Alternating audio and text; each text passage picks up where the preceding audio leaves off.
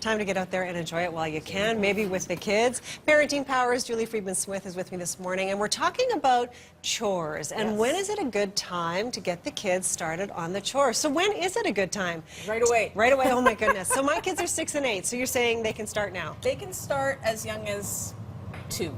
Really? Yeah. It just depends on what the chore is, I take it. Exactly. Okay. And matching it to the child and their abilities. Oh. And we actually have a list we're putting up on our Facebook page today of different chores great. for different ages. So that's great. Okay. Parenting Powers Facebook page will have that.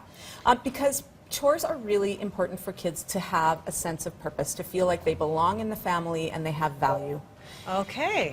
You know, generations ago, all kids would have had chores because they would have been helping out at the farm or working in the family business, in the restaurant or whatever. Right. And now we don't have that. Right. And so when you're not building up who you are and how you contribute, it becomes, what do I own? That's what makes who you are, right? Oh. Do I have the right clothes? Do I have the right this? Do I have the right that? As opposed to, who am I? How do I make a difference? Oh. So chores really give us the opportunity to teach our kids that from a very young age. Wow. So let's do an example. So if I've got a 6-year-old, what should my 6-year-old be doing? Well, and I'm not saying, you know, have the 6-year-old working all day long. No. No. Pick a few things that they're capable of doing. So, setting the table. Right.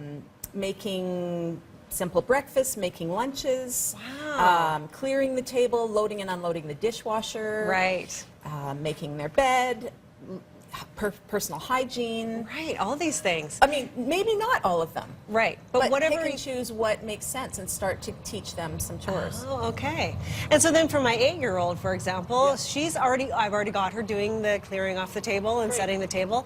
And you're right, I've really noticed that when I say, Anna, would you like to set the table today? Or why don't you set the table? And she's very excited to do that. Right. She's like, I can do this, Mom. Exactly. And she gets excited, she takes pride in her work, and she actually gets creative and like folds napkins and things like that. Yeah. So it's giving her something. That's right. And the other thing is, be aware of how you ask. Because sometimes when we say, would you like to do this chore today? The answer is, no, you do it.